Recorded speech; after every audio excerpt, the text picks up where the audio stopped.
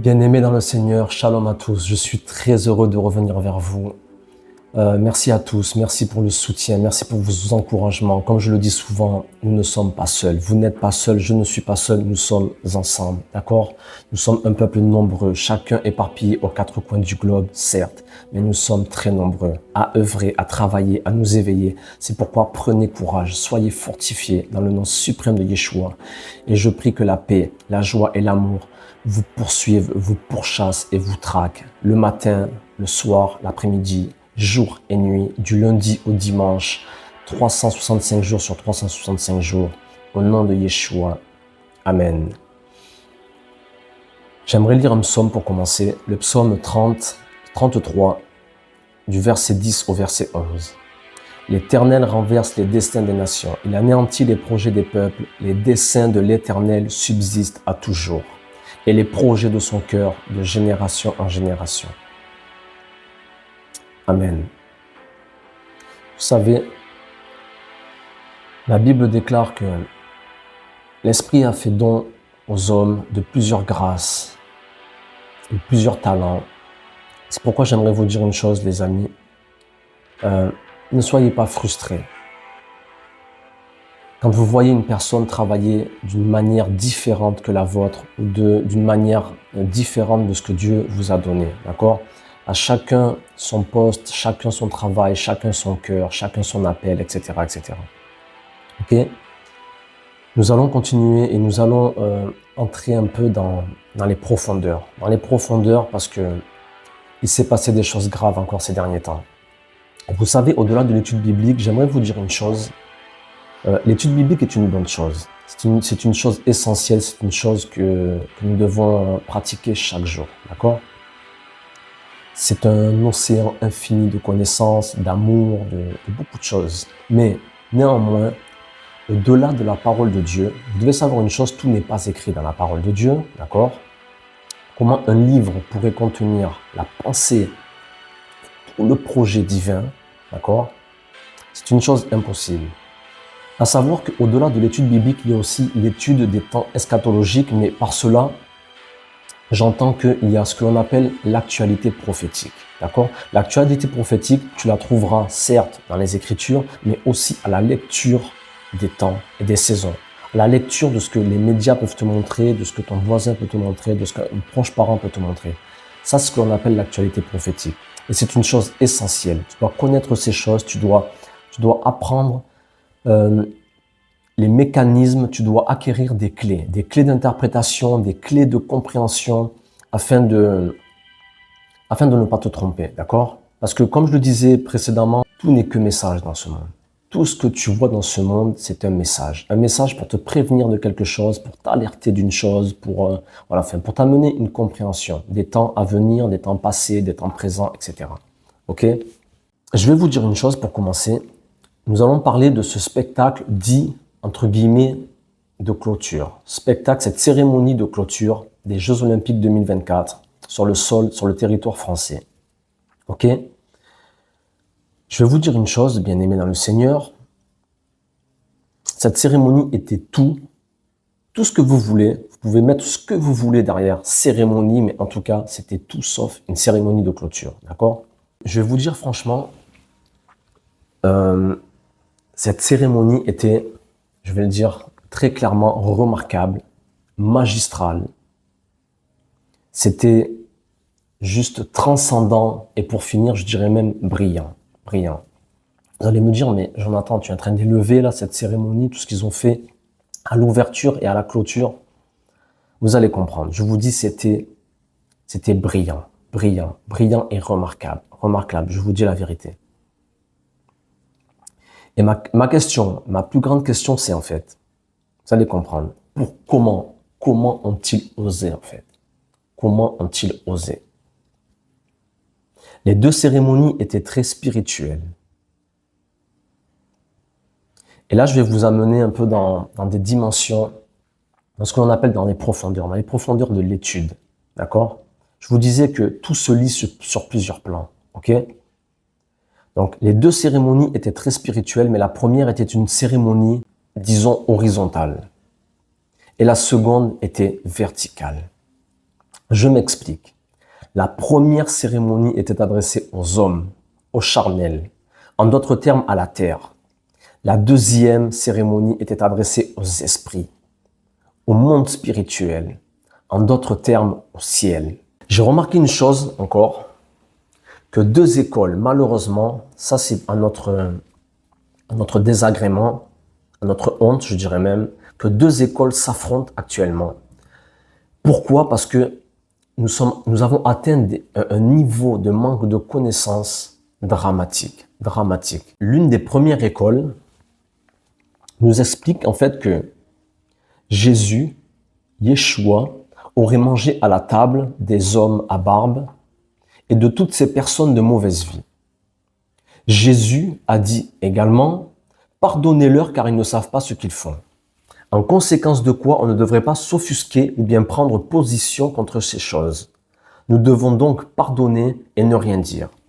D'accord?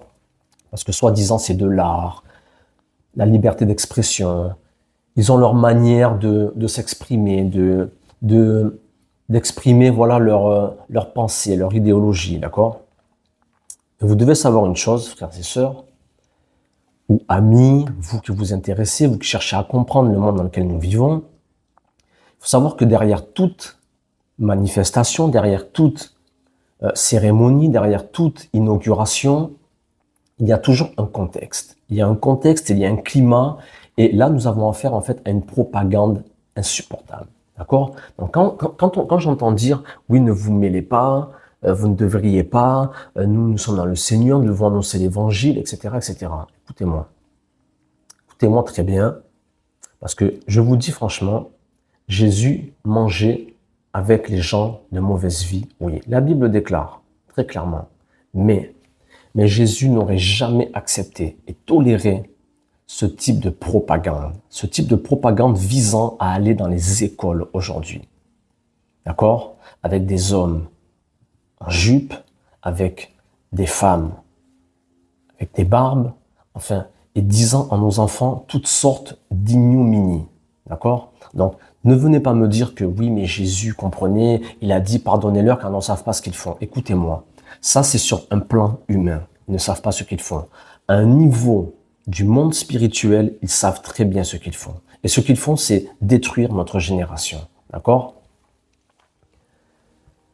Donc, et il y a la deuxième école, celle dont je suis l'élève, et celle dans laquelle moi je travaille. Ok? Et cette école porte un nom, bien aimé. Cette école s'appelle Genèse 3, Genèse chapitre 3 du verset 14 au verset 15. L'Éternel Dieu dit au serpent, puisque tu as fait cela, tu seras maudit entre tout le bétail et tous les animaux des champs. Tu marcheras sur ton ventre et tu mangeras de la poussière tous les jours de ta vie. Je mettrai inimitié entre toi et la femme, entre ta postérité et sa postérité. Celle-ci t'écrasera la tête et tu lui blesseras le talon.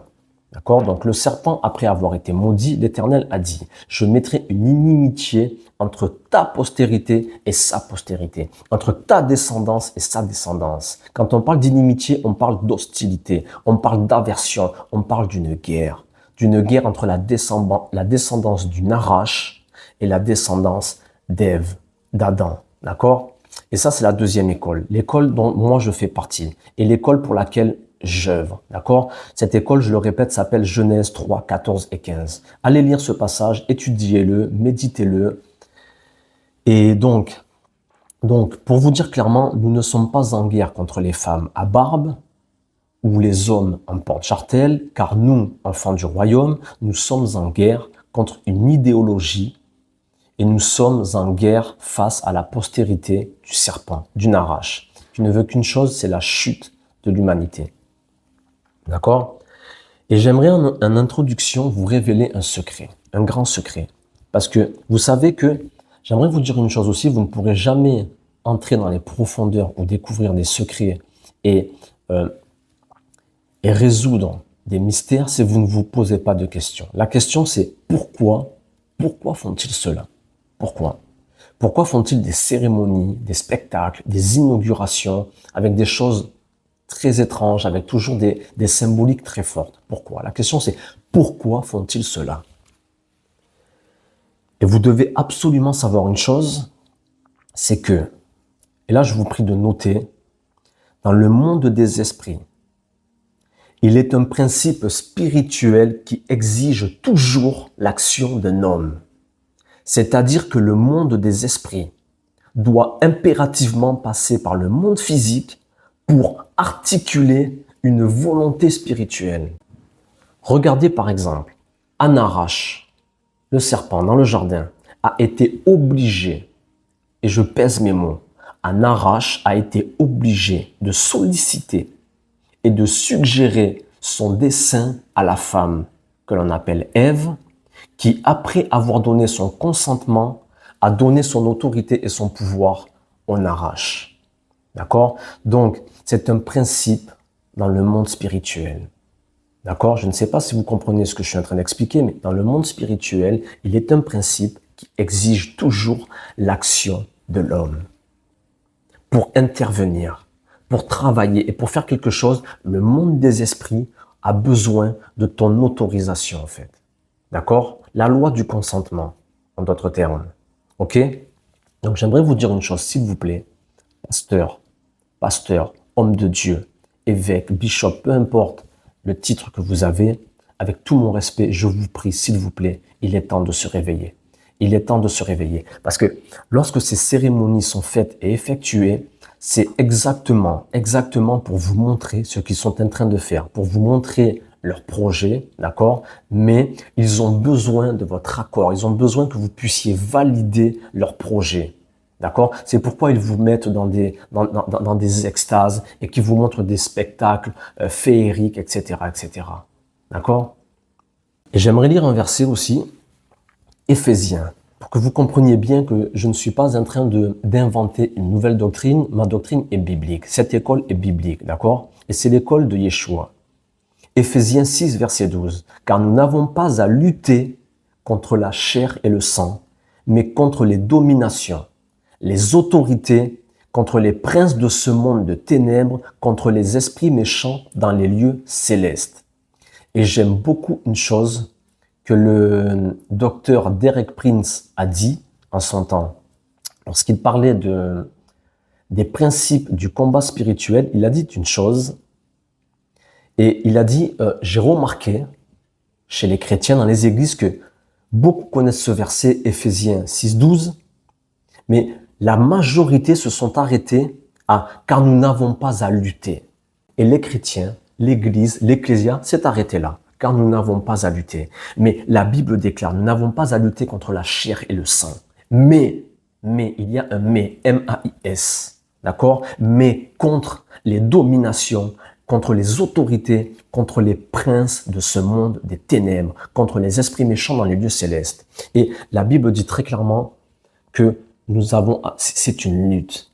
C'est une lutte. Et je vous laisse aller voir ce qu'est la lutte. La lutte, c'est un combat. Un combat très corps à corps. C'est du corps à corps, d'accord?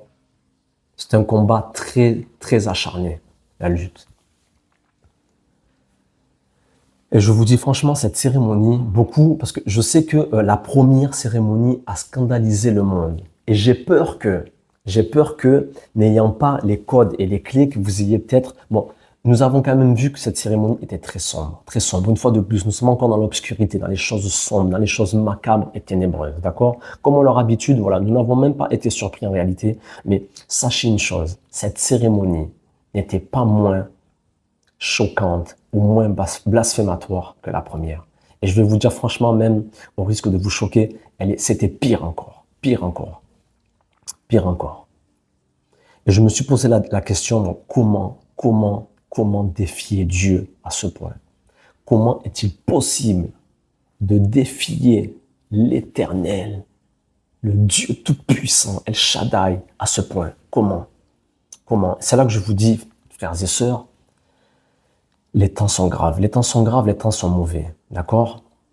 Et comme je vous le disais, oui, nous avons gagné. Ne venez pas me dire, oui, mais j'ai oublié de dire que ceci, cela, non. Oui, nous avons gagné, oui, mais comme je vous disais, il y a des principes dans le monde spirituel. C'est-à-dire que c'est l'action d'un homme qui détermine les réactions dans le monde spirituel.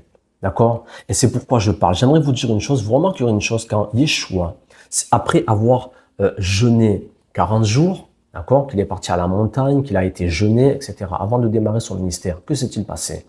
Là, Satan s'est manifesté, d'accord? Ils ont eu une discussion, un dialogue. Étrangement, vous remarquerez une chose, lorsque Satan parlait à Yeshua, Yeshua répondait tout le temps.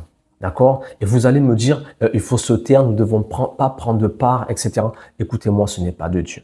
Ce n'est pas de Dieu. Parce que lorsque Satan est venu parler à Yeshua, et là certains disent, oui, mais le silence est le plus grand des mépris. Écoutez-moi, Yeshua n'a pas fermé sa bouche. Lorsque Satan lui disait ceci et cela, Yeshua disait, oui, mais la Bible dit que, d'accord? Yeshua parlait. Parce qu'en parlant, nous, sur la terre des hommes, nous engageons le monde spirituel. D'accord? Et notre action ici-bas enclenche une réaction dans le monde de l'en haut. OK? Que les choses soient claires à ce sujet, car c'est très important, très important. Ton action va enclencher une réaction. Ton inaction enclenchera une inaction aussi dans le monde spirituel. D'accord? Avançons, on avance. Comme je le disais, les jours sont très importants. Le calendrier, vous savez que oui, l'Éternel a un agenda, l'Éternel a un calendrier et son calendrier et son agenda s'accomplira certainement, d'accord? Mais de l'autre côté, il y a aussi un agenda dit satanique, d'accord? Et vous devez savoir une chose, c'est que quand on dit qu'il faut annoncer l'évangile, Jésus t'aime, Jésus, etc., etc. D'accord. Mais il faut aussi déjouer les ruses de l'ennemi. Car comme nous l'avons vu là dans Éphésiens 6.12, c'est une lutte. Nous devons lutter. Donc si nous n'avons pas à lutter contre la chair et le sang, c'est que nous devons lutter, par contre les puissances des ténèbres. D'accord? Et les esprits méchants dans les lieux célestes. Donc, le dimanche 11 août 2024. Voilà, le dimanche, on va parler un peu rapidement, très rapidement, parce que j'ai tellement de choses à dire. Donc le dimanche 11 août 2024. D'accord? Déjà, le chiffre 11. Le nombre 11 correspond à un excès de lumière divine. Voilà, je pourrais pas tout expliquer, c'est assez compliqué. Et qu'ont-ils fait? Qu'ont-ils fait ce jour-là, ce jour du 11? Ils ont rendu leur culte à Lucifer, l'ange porteur de lumière. À savoir qu'une année solaire comporte 11 jours de plus qu'une année lunaire. Je vous donne juste là un peu des clés.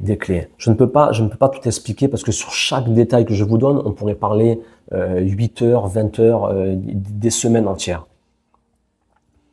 11 correspond encore aux 11 aromates composant l'encens, le parfum d'une odeur agréable devant l'Éternel, que l'on appelait aussi dans l'ancien temps la kétoret, les encens que les Kohanim venaient apporter, etc. D'accord?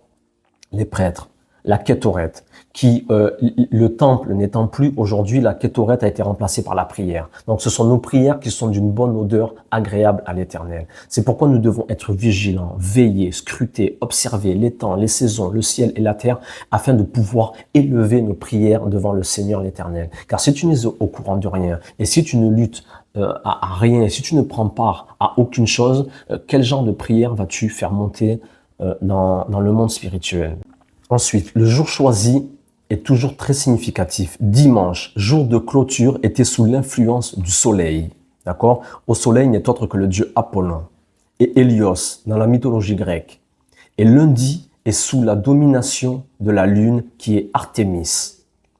La cérémonie a eu lieu lors de cette transition, passant de l'influence solaire à l'influence lunaire. Et croyez-moi les amis, ce n'est pas rien. Ce n'est pas rien. Du dimanche au lundi, nous avons affaire au dieu Apollon et à la déesse Artémis. D'accord?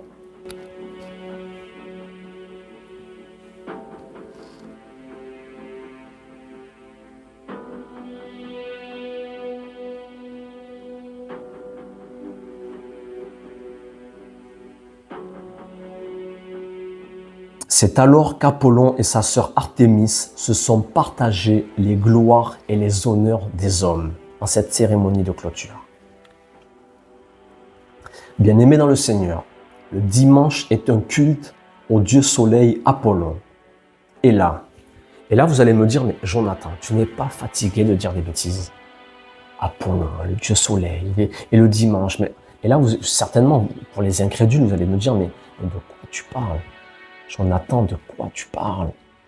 Ils ont fait une cérémonie le dimanche, le 11 août 2024, parce que c'est un jour comme un autre. Et puis, ils avaient envie de faire cette cérémonie ce jour-là. Vous ne comprenez pas. Vous ne comprenez pas. Et je prie le Seigneur que vraiment qu'il puisse ouvrir votre entendement, votre compréhension, qu'il vous accorde une compréhension totale. Et j'ai oublié de dire aussi, c'est important de le dire et de parler, je fais encore une fois ce cours, ce shiur, pour la Yeshua de toute l'humanité. Amen. Donc, je disais, le dimanche est un culte au dieu soleil appelé Apollon. D'accord?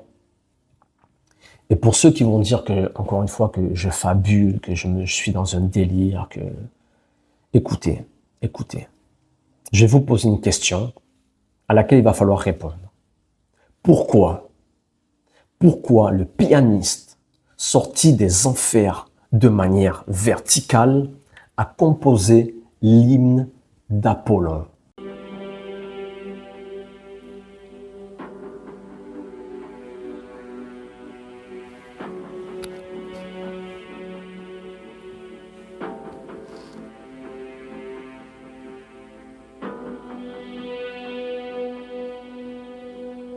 Pourquoi? Nous voyons ce pianiste qui sort du fin fond des enfers, d'accord?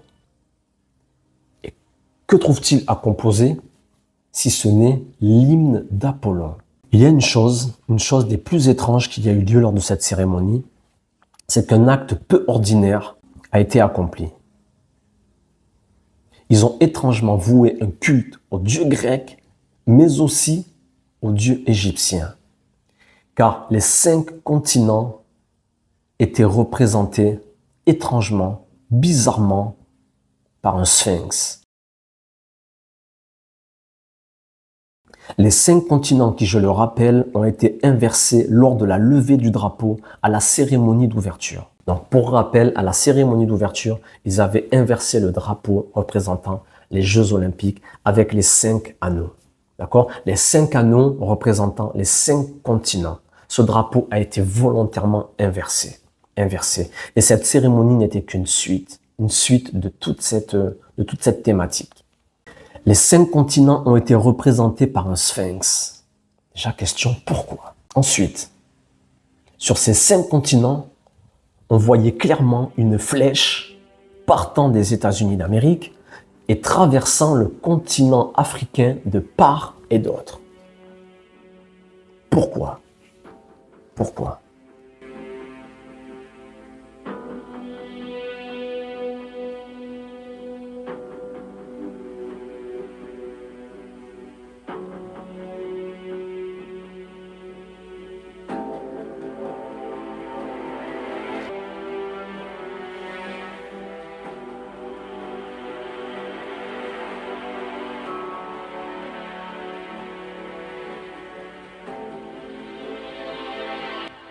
Pourquoi tu fais un sphinx?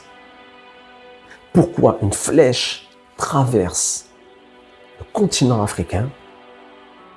Pourquoi cette flèche part des États-Unis d'Amérique, traverse toute l'Afrique, de part et d'autre, pour se jeter dans les océans?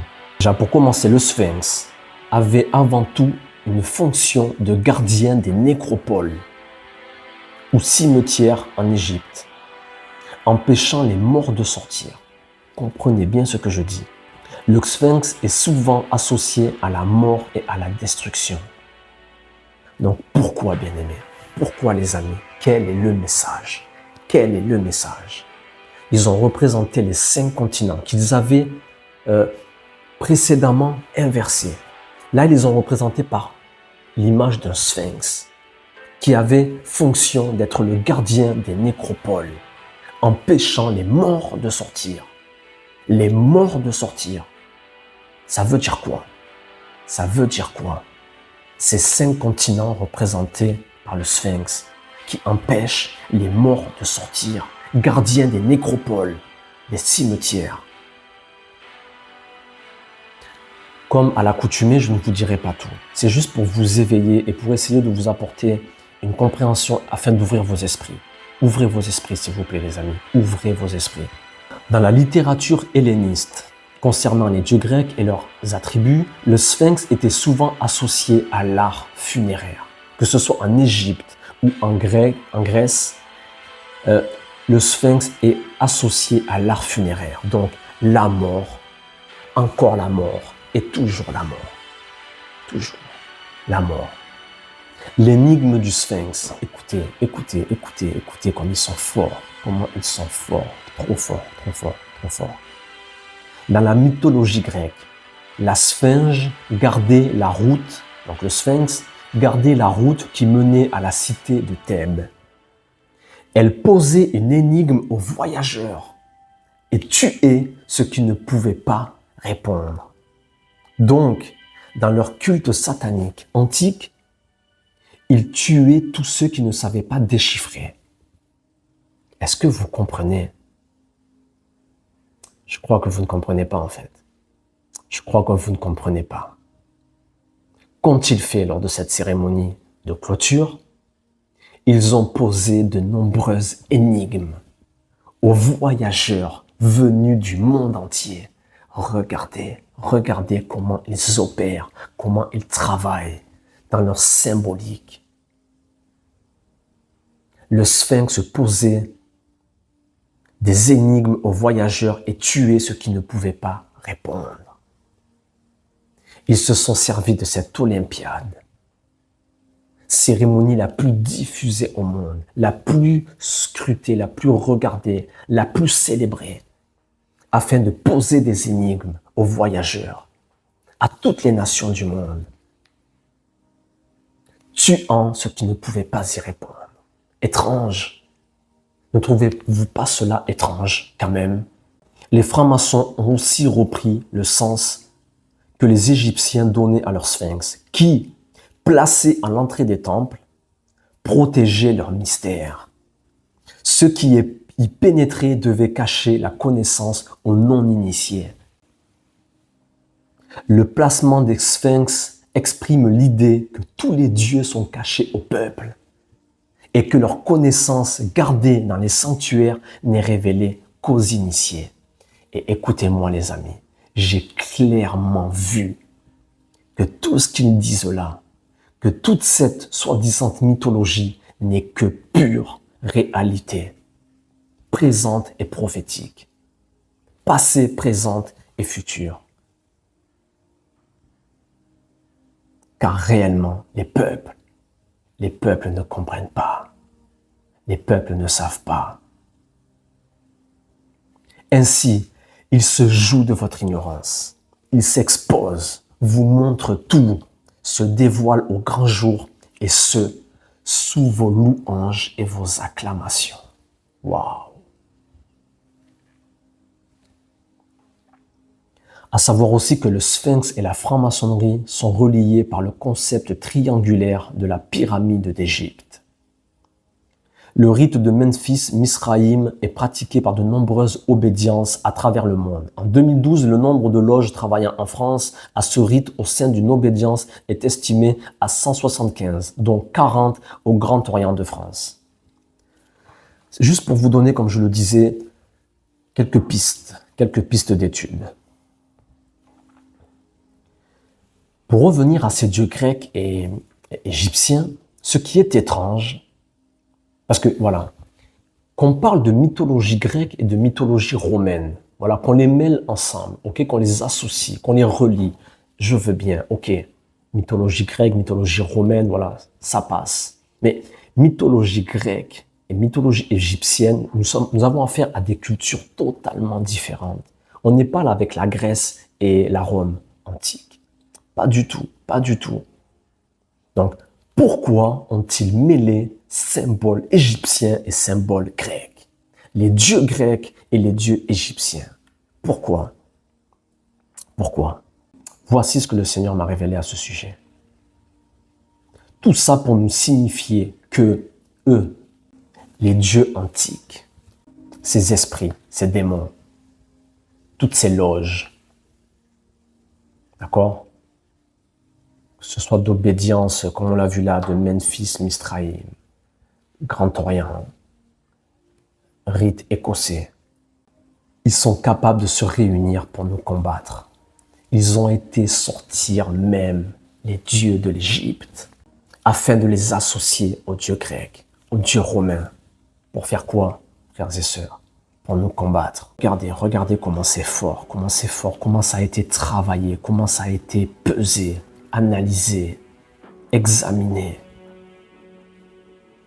Cette cérémonie s'est voulue être dystopique d'après les organisateurs. Écoutez, ce n'est pas d'après Jonathan, d'accord? C'est d'après les organisateurs. Cette cérémonie s'est voulue être dystopique.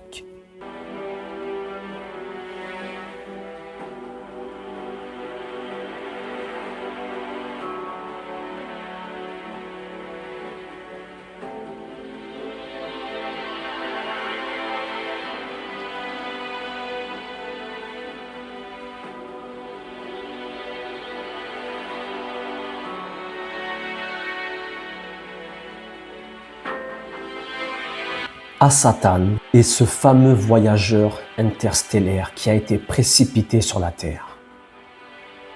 Apocalypse chapitre 12 et au verset 9. Et il fut précipité le grand dragon, le serpent ancien, appelé le diable et à Satan.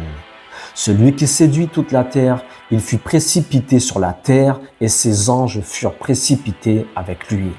Ensuite, nous voyons tous ces êtres étranges s'allier à l'être de lumière, à Satan. Et là, bien-aimée, je vais encore vous révéler quelque chose que je n'ai entendu nulle part, que personne n'a relevé. C'est là que je vous dis, vous devez absolument apprendre comment fonctionne l'interprétation des temps. Ces êtres que nous avons vus là, s'allier à cet être étrange descendu du ciel vers la terre, mais une terre consumée et ravagée, d'accord? Ces êtres-là, relevant les anneaux pour rebâtir soi-disant les Olympiades, qui avaient été détruites, d'accord? Étrangement, ces êtres étaient des pompiers mêlés à des acrobates. Pourquoi? Je continue pour ces êtres. Selon qu'il est écrit dans Apocalypse 12, verset 4, sa queue entraînait le tiers des étoiles du ciel et les jetait sur la terre. C'est-à-dire que lorsque Satan a été précipité sur la terre, sa queue entraîna, la Bible le déclare, le tiers des étoiles du ciel, donc des anges, ok, et les jeter sur la terre. Donc maintenant, je vais vous révéler, je vais vous dévoiler l'énigme concernant les pompiers. Et la question c'est pourquoi avoir fait le choix délibéré de mettre en scène des pompiers? Pourquoi? Frères et sœurs, écoutez-moi s'il vous plaît. Le feu dans les Saintes Écritures représente le jugement divin et donc l'enfer. Et qu'ont-ils fait pour défier le maître du monde? Qu'ont-ils fait pour défier le maître du monde face au jugement divin représenté par l'élément du feu? Ils ont mis sur scène les pompiers de Paris. Frères et sœurs, je pense que vous commencez à comprendre.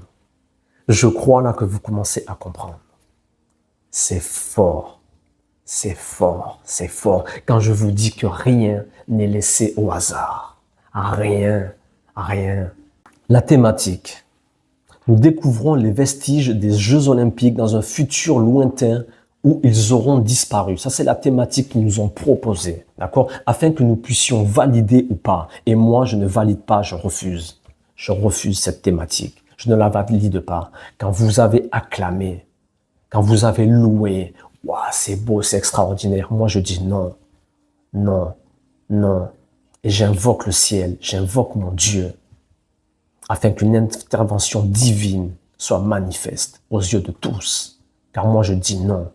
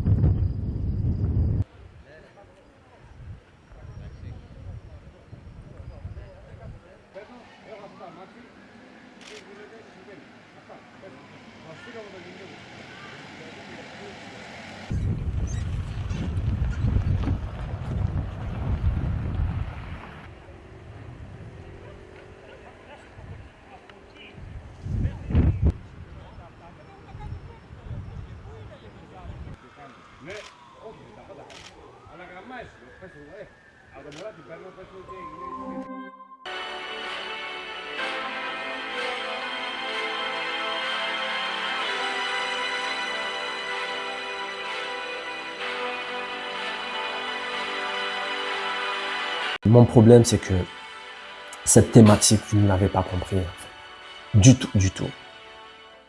Donc, la thématique, je le disais, ce sont ces anneaux que l'on remet à leur place et que l'on fait monter. D'accord? Ce qu'il faut comprendre, c'est que les 5 anneaux des jeux représentent les 5 continents où tout est sombre et détruit. Un autre fait des plus significatifs que j'ai pu remarquer et dont je vais vous faire part, les êtres qui reconstruisent les Olympiades, donc les continents, ces fameux anneaux que l'on a replacés afin de les faire monter, que l'on a érigés, ok? Donc ces êtres, ces Shedim ou démons, surgissent étonnamment, et ça personne ne l'a remarqué, ils surgissent étonnamment de 3 endroits bien distincts. Une partie, écoutez les amis, c'est trop fort, c'est trop fort. Ce qu'ils ont fait là, je vous dis, c'est pire encore que la première cérémonie. Pire encore, pire. Je vais vous expliquer après pourquoi. Une partie est descendue du ciel. Étrangement, une partie de ces êtres est descendue des airs, du ciel. Représentant, frères et sœurs, les esprits des airs. Une autre partie est sortie du sous-sol, des abîmes, représentant les esprits des morts. Et une autre partie est sortie des mers sur lesquelles les 5 continents se tiennent, représentant encore les esprits des eaux. Ensuite, une déesse sort des enfers, comme revenant pour un objectif particulier. Nous avons vu cette statue représentée par la déesse Niké, d'accord, sortir là, comme pour faire quelque chose.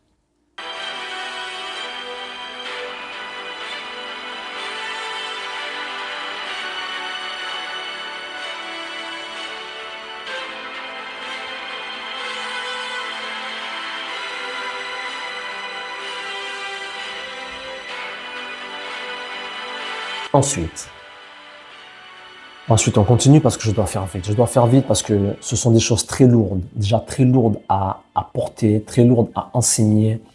Et je sais que les contenus qui prennent du temps aujourd'hui, voilà, cette génération étant tellement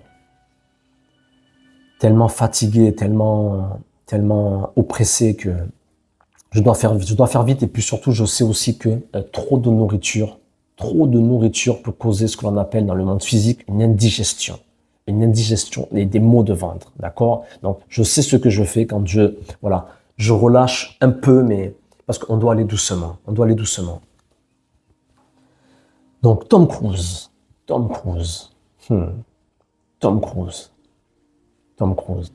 et Mission Impossible.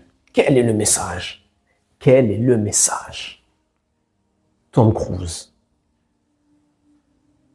Mission Impossible. Tu essaies de nous dire quoi là en fait? À savoir que Tom Cruise est un ambassadeur, une vitrine et une figure principale de l'église de la scientologie.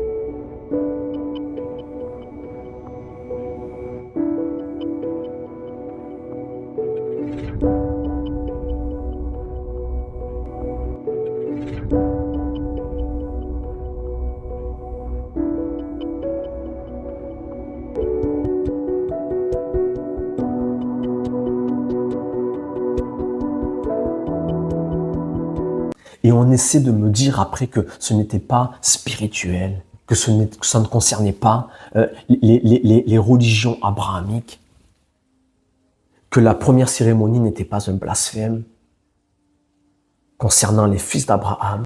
Pour finir, pour faire bref, le fameux chant de clôture. Oh, que c'était beau, que c'était beau. Le chant de clôture, interprété par Ise, qui a chanté ce fameux chant My Way, My Way. Et je vous disais précédemment, la semaine passée, quant à la cérémonie d'ouverture, où ils avaient chanté ce fameux chant Imagine, dans cette scène, dans ce tableau macabre, sombre, noir, ténébreux. D'accord? La mort est toujours la mort, les ténèbres et toujours plus de ténèbres. Pourquoi? Parce que nous n'éclairons pas ce monde aussi, clairement. Pour être clair avec vous, nous n'éclairons pas ce monde. Et je vous disais prophétiquement qu'à la cérémonie d'ouverture, ils avaient clairement annoncé la fin des temps. Clairement. Et je vous remercie d'ailleurs parce que beaucoup ont soutenu, beaucoup nous ont encouragés. Je vous remercie encore très grandement. Et merci, merci. Et voici les premières paroles de cette chanson My Way. Comme je le disais pour la cérémonie, imagine qu'il n'y ait pas de paradis en fait. Imagine, c'est facile si tu essaies, qu'il n'y ait pas non plus d'enfer. Ok? Essaie d'imaginer un peu. Comme ça serait cool en fait. Sans ces religieux là qui nous embêtent. Sans ces croyants là qui nous dérangent. À toujours devoir faire un choix entre le bien et le mal. Imagine un peu comme ça serait sympa, comme ça serait mignon et agréable la vie sans ces gens-là. C'était ça, imagine un peu. Et maintenant, là, pour finir, pour ceux qui me disent que je délire, ils ont choisi la chanson My Way. My Way. Très belle chanson, My Way. Qui commence par ces quelques mots. And now, the end is near. Je traduis en français. Et maintenant, la fin est proche.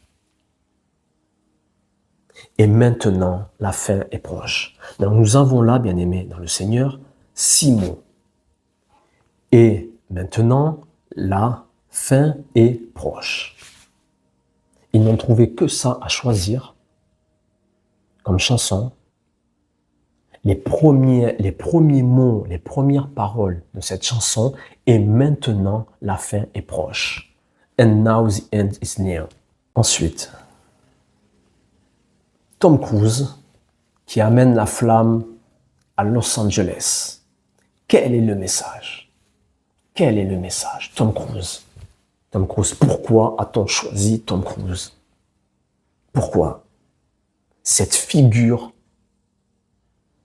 de l'église de la scientologie, l'ambassadeur de cette église. Je vais vous expliquer ce qui se cache derrière cette thématique. Que l'Éternel, notre Dieu, vous accorde une totale compréhension. Tout au long de la cérémonie, nous avons vu la scène surréaliste de Lucifer descendre sur un monde, notre monde en l'occurrence, plongé dans les ténèbres et le chaos le plus total.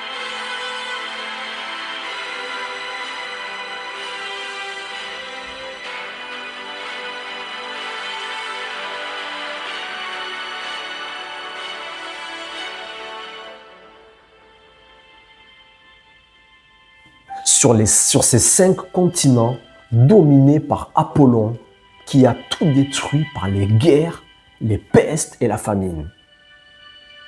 Cette amorce sur la terre a pour objectif, là je vous dépeins un peu le tableau des organisateurs, Thomas Joly et ses confrères. Cette amorce sur la terre a pour objectif de rebâtir un nouveau monde, mettant en place les 5 anneaux représentant les 5 continents. Pour ce faire, tous les anges déchus, esprit des morts, esprit des eaux et esprit des airs se mettent en œuvre d'un commun accord pour redonner vie à leur Dieu dans un monde nouveau où ils seraient désormais les seuls architectes et décisionnaires. Waouh! Waouh!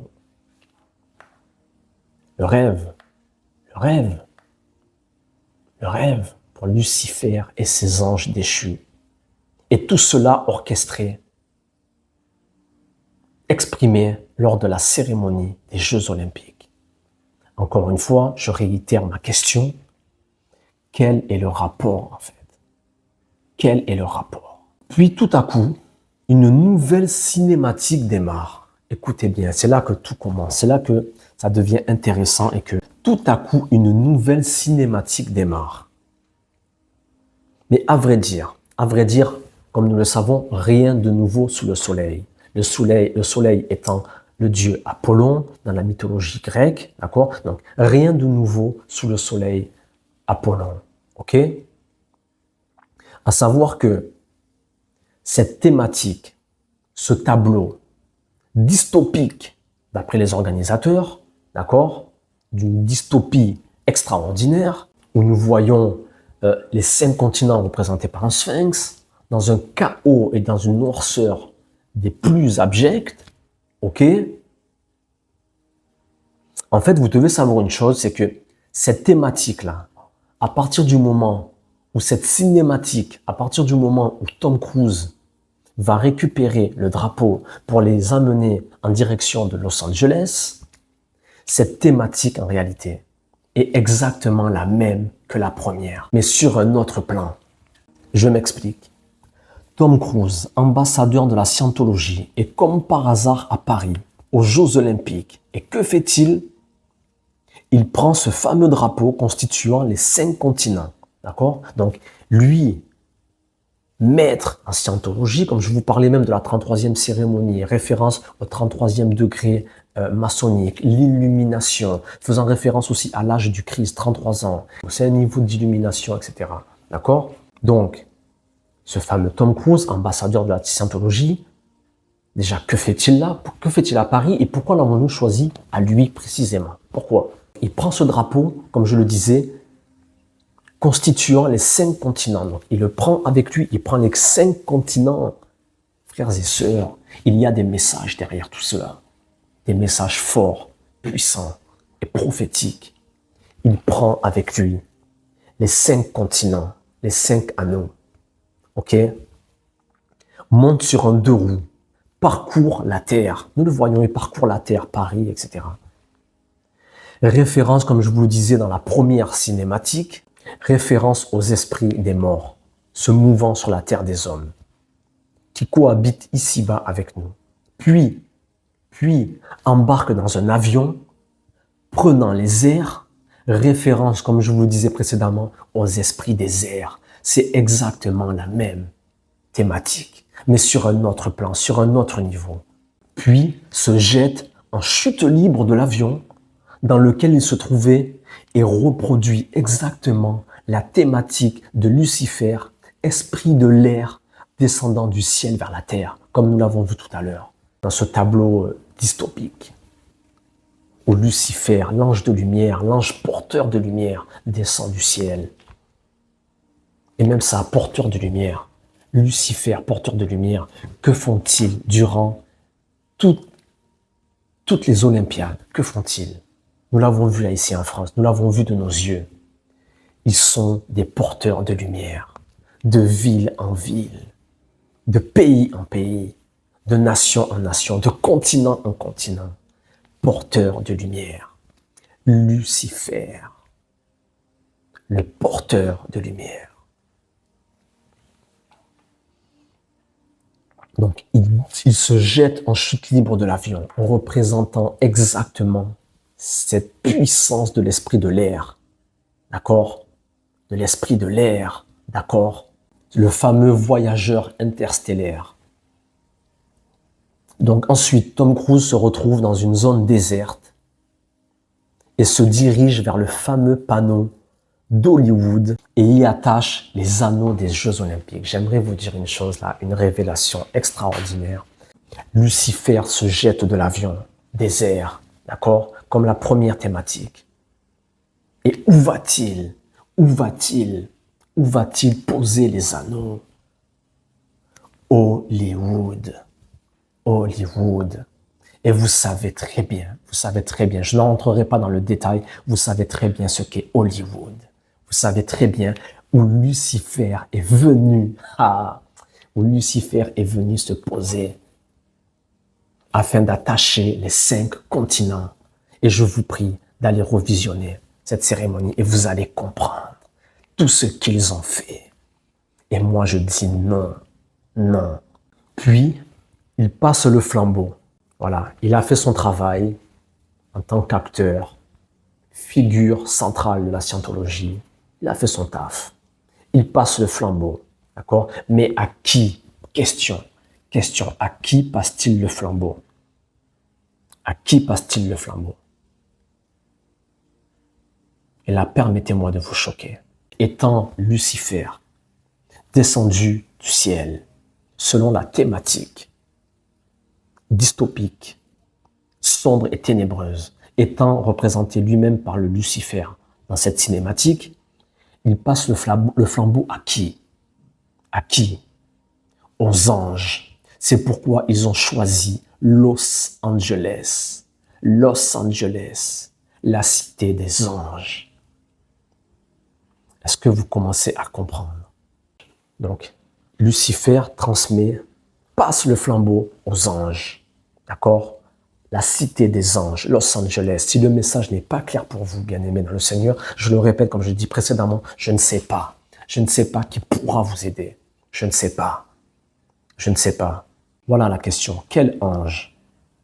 Et là, je vais vous dire. Vous l'avez vu, mais je vais vous le dire parce que vous ne comprenez pas ce qui se passe.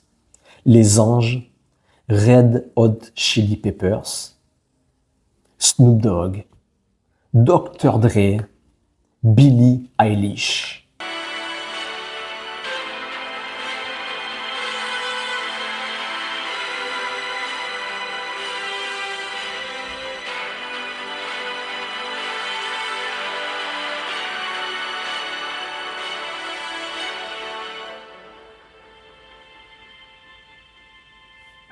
Donc, des figures du gangsta rap, de la drogue, de la criminalité, de la débauche et donc de tout ce qui est contraire aux valeurs divines et pour dire même aux valeurs sportives.